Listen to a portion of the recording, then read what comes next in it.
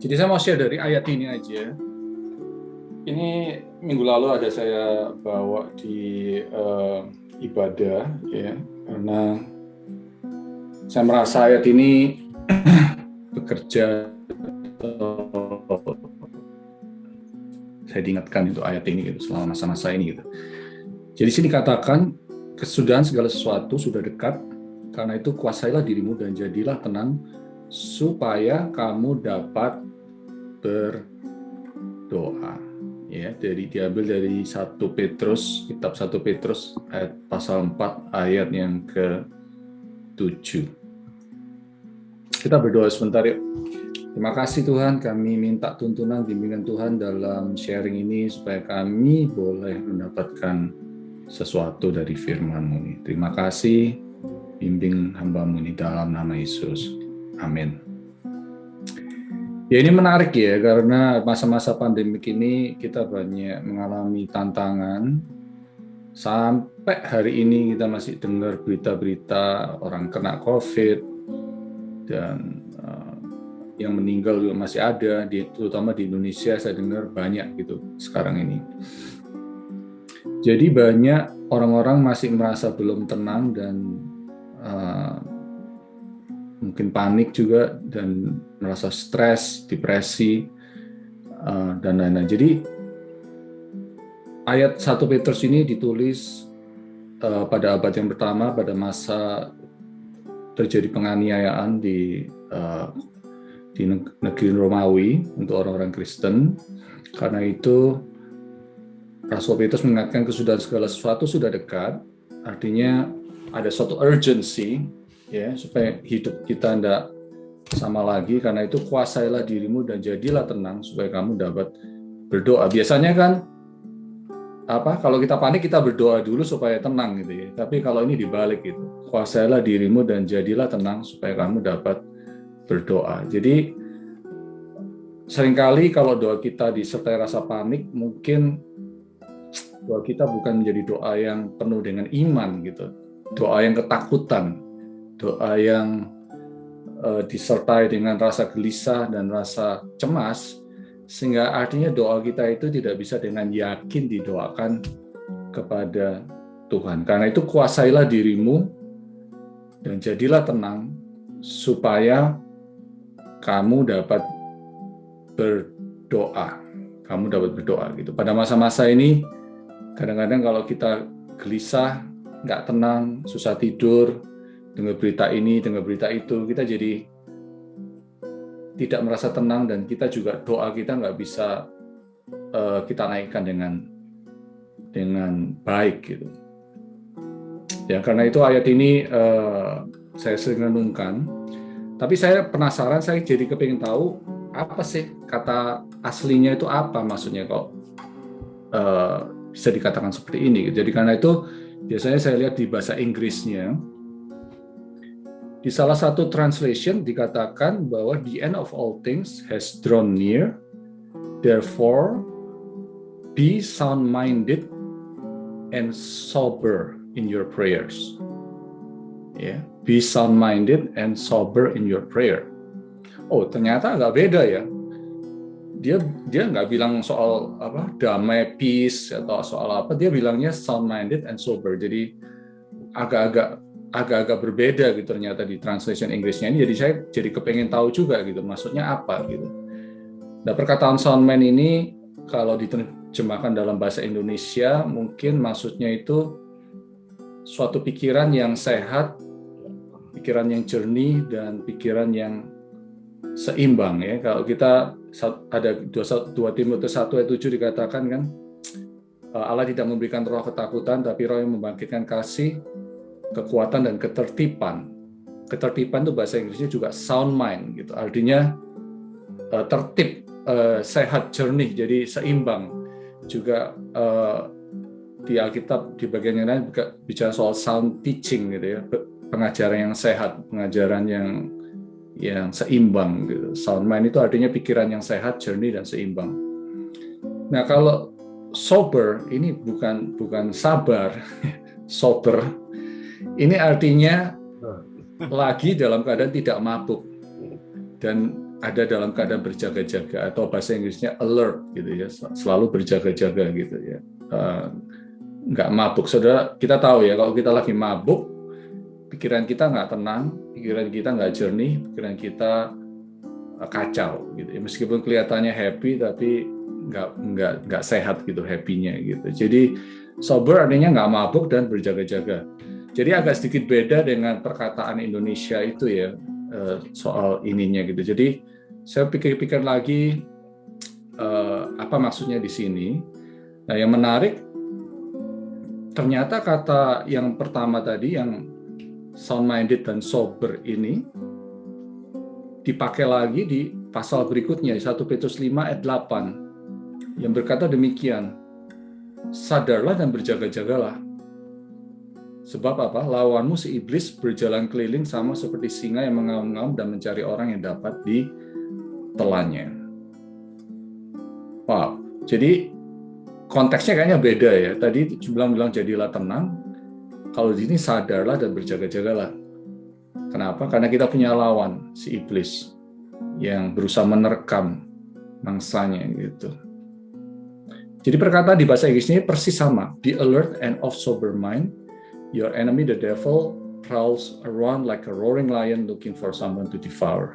Jadi perkataan ini, sadar, berjaga-jaga ini ternyata sama dengannya dikuasailah dirimu dan jadilah tenang. Atau punyailah pikiran yang jernih, pikiran yang sehat, seimbang, berjaga-jaga, ya, supaya kita tidak dikelabui atau diterkam oleh si iblis gitu. Nah, apa hubungannya ini dengan masa-masa pandemik ini? Nah, saya percaya pikiran jernih dan sehat ini sangat penting sekali ya untuk kita hamba-hamba Tuhan, termasuk saya sendiri, karena di dalam masa-masa pandemik ini kita mengalami banyak tantangan ya, banyak tekanan, banyak emotional things ya. Jadi kita perlu menintrospeksi lagi gitu. Apakah pikiran kita ini masih jernih dan sehat atau seimbang gitu. Gimana kita tahu bahwa pikiran kita jernih atau seimbang di dalam pelayanan atau di dalam kehidupan kita? Saya cuma kasih beberapa aja di sini, karena ya persiapan waktu tadi ya, kita nggak terlalu ini. Tapi yang pertama yang saya ingin bawa ke di sini adalah, pertama, kita punya pikiran jernih dan sehat untuk membedakan antara kita melayani Tuhan atau melayani organisasi. Antara melayani Tuhan dan melayani organisasi gitu ya. Nah, tentunya kita semuanya berada di dalam organisasi masing-masing. Ya, kalau saya misalnya di IFGF gitu ya. Kita semua ada baptis, Betani dan lain-lain ya. Tapi di dalam masa-masa pandemik ini kita banyak ditantang untuk berpikir lebih jauh ya. Kita ini melayani Tuhan atau melayani organisasi gitu. Kenapa saya bawakan perbedaan ini? Karena bedanya bisa besar gitu ya. Kalau kita melayani organisasi, tentunya kepentingan yang kita utamakan adalah kepentingan organisasi itu gitu. Katakanlah di sini gereja gitu. Dan gereja banyak mengalami tantangan dalam masa pandemik, betul nggak? Mungkin kita kehilangan jemaat, ya kan? Jemaat yang setia tadinya udah nggak ikut kebaktian lagi, mungkin kita kehilangan pemasukan, mungkin income kita menurun, ya kan? Kita sekarang organisasi bingung gitu, jadi gimana gitu? Organisasi kita ini masih bisa berjalan atau enggak gitu? Ya, mungkin kita bersaing dengan organisasi yang lain, ada kompetisi gitu. Ya ini mohon maaf ya, saya dengar kayak misalnya di Philadelphia banyak sekali gereja-gereja, jadi ada sedikit kayak ya semacam kompetisi mungkin gitu ya. Mudah-mudahan saya salah, buat kalau kita konsentrasi kepada organisasi, kita nggak akan pernah habis di dalam melayani itu, karena kita akan selalu membandingkan dengan organisasi yang lain. Mungkin kualitas ibadah kita, mungkin kita berkompetisi dalam jumlah jemaat, mungkin kita membeda-bedakan gitu ya. Kalau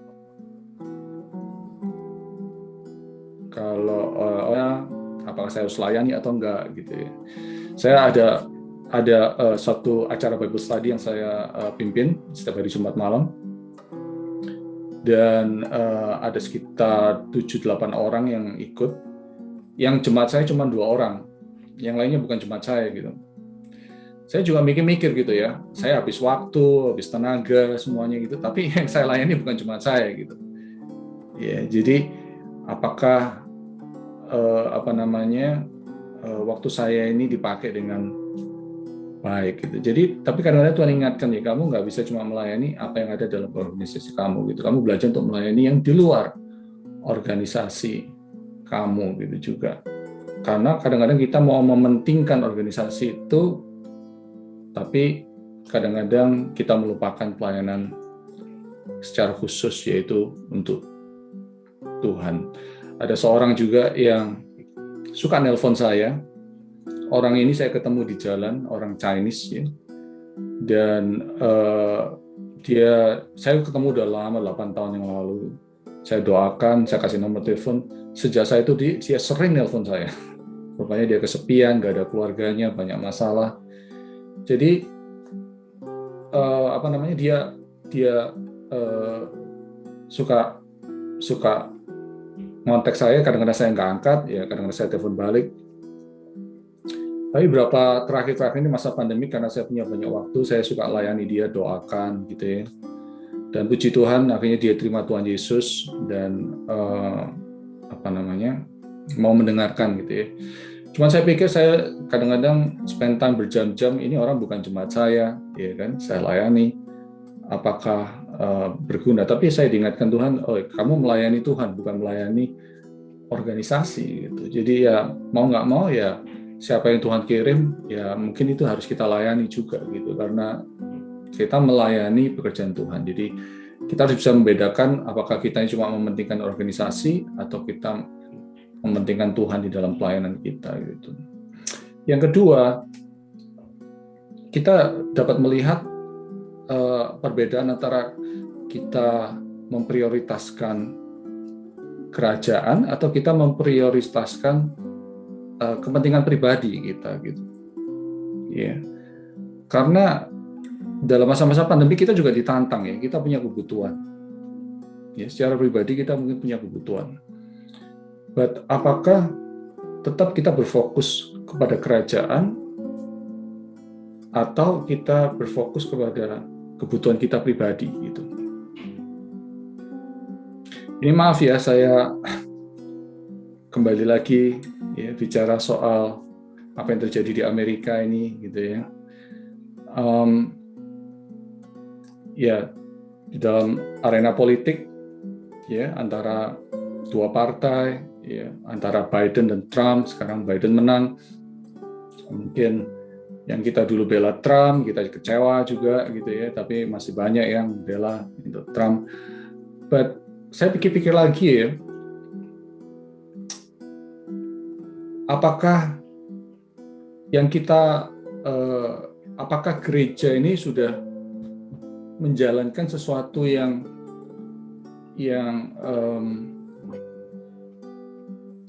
memprioritaskan kerajaan gitu, yang saya tanyakan gitu. Ya, ini bedanya tipis ya gitu ya. Betul, memang sejak Biden menang dia akan membuat law untuk menguntungkan gay, lesbian dan lain-lain ya, liberal gitu. But dengan adanya perpecahan yang ada pada saat ini, saya melihat gereja tidak bisa kuat gitu. Gereja mempunyai pihak masing-masing dan tidak bisa bersatu gitu. Jadi menurut saya ini suatu kekeliruan, karena Tuhan tidak pernah membela partai satu. Tuhan tidak membuat sesuatu yang bersifat sementara gitu ya, karena semua yang ada di dalam ini. Tapi Tuhan itu mementingkan hanya kerajaannya, kerajaan Allah gitu. Pada waktu election, sebelum election, banyak gereja berdoa, jutaan orang berdoa. Kenapa? Supaya Trump bisa menang. Begitu Trump kalah, saya nggak pernah dengar ada gerakan doa lagi. Gitu loh. Jadi saya pikir, oh jadi ternyata mereka berdoa hanya karena ada kepentingan pribadi gitu. Kepengen sesuatu terjadi untuk keuntungan pribadi. Betul memang kalau Trump menang, gereja akan diuntungkan. Betul nggak? Akan dibela, akan hukum-hukum mungkin akan dirubah untuk menguntungkan gereja. Tapi apakah itu kerajaan atau pribadi gitu? Itu yang jadi pertanyaan gitu buat saya. Karena Tuhan mengasihi kita semuanya. Tuhan nggak membela-bela siapa gitu kan. Tuhan mau menyelamatkan setiap orang gitu. Jadi ini yang seringkali menjadi suatu pertanyaan dalam kehidupan saya gitu. Ya anyway, kita jangan lama-lama di situ, berbahaya. Kita lanjut, banyak teori konspirasi yang terjadi pada saat ini, Mas Ian. Yang ketiga, kita pikiran jernih dan sehat apa? Membedakan antara ambisi dan emosi. Nah ini juga sebagai hamba Tuhan dengan rendah hati gitu ya, saya juga berhati-hati ya. Artinya kita melayani Tuhan karena ambisi atau kita melayani Tuhan karena panggilan gitu ya. Kalau kita perhatikan sekarang ya, dengan di masa-masa pandemik ini, ada beberapa hamba Tuhan yang jatuh dari pelayanan, ya kan? Kita udah tahu kan, Carl Lentz dari Hillsong, dan terakhir yang mengejutkan saya itu adalah yaitu Ravi Zakaria, seorang hamba Tuhan yang luar biasa, dipakai Tuhan seumur hidupnya, sangat pintar sekali gitu. Dia bisa membuat orang-orang ateis itu bertobat gitu ya.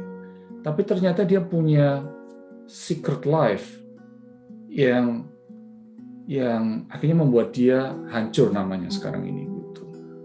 Nah, tentunya saya juga masih banyak kelemahan gitu ya. Saya nggak bilang saya lebih hebat dari Ravi Zakaria atau Carl Lentz. Saya juga masih hidup dalam ada kedagingan, masih mengalami emosi dan lain-lain yang bisa ini. Cuma kita renungkan apakah ambisi kita melebihi kebutuhan emosi kita. Artinya begini, contoh ya, misalnya Carl Lentz, dia dipakai Tuhan luar biasa kan, memurikan Justin Bieber, dia ngetop gitu ya, banyak orang ngefans sama dia gitu. Karena dia sudah ngetop, dia membela ambisinya lebih daripada kebutuhan emosinya gitu. Secara manusia, dia juga ada kelemahan gitu. Ada satu yang perlu dibetulkan di dalam kehidupan dalamnya gitu ya. Tapi dia lebih membela ambisinya, dia lebih membela kebutuhan kenaran dan kehebatannya daripada dia membetulkan kehidupannya secara pribadi. Dan akhirnya tinggal tunggu waktu gitu. Demikian juga dengan Ravi Zakaria, saya tidak menjatuhkan dia atau apa gitu, saya mengagumi dia, tetapi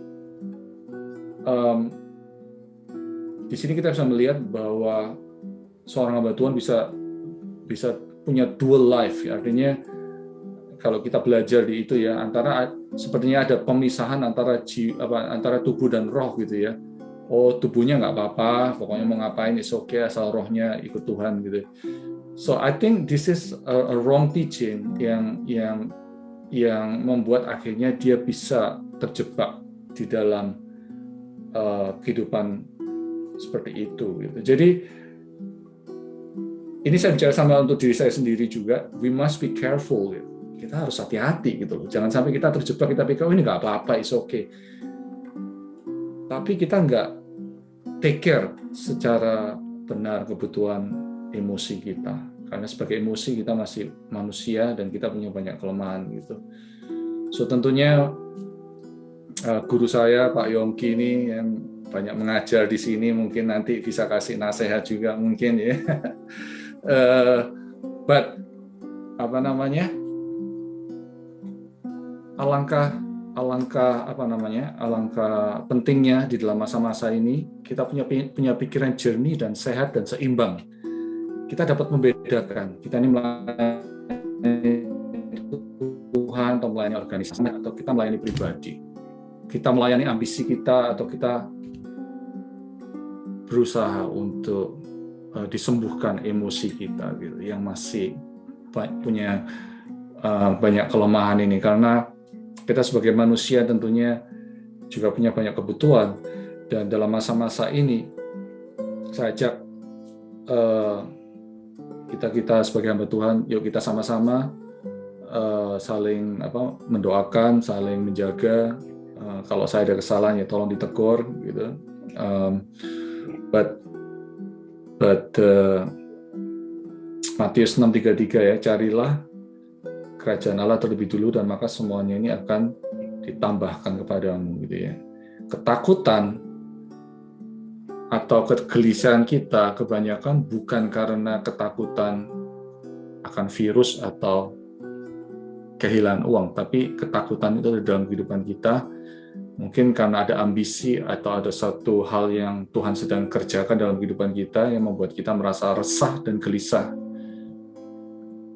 Atau ini mungkin cuma saya aja, saya nggak tahu, mungkin yang lain juga nggak merasakan, tapi saya percaya Tuhan mau merestorasi kehidupan kita semuanya untuk lebih punya satu kehidupan yang seimbang, kehidupan yang stabil, yang jernih, pikiran sehat, sehingga doa-doa kita juga tidak terhalang di hadapan Tuhan. Amin. Itu aja saya rasa. Terima kasih untuk waktunya. Tuhan memberkati.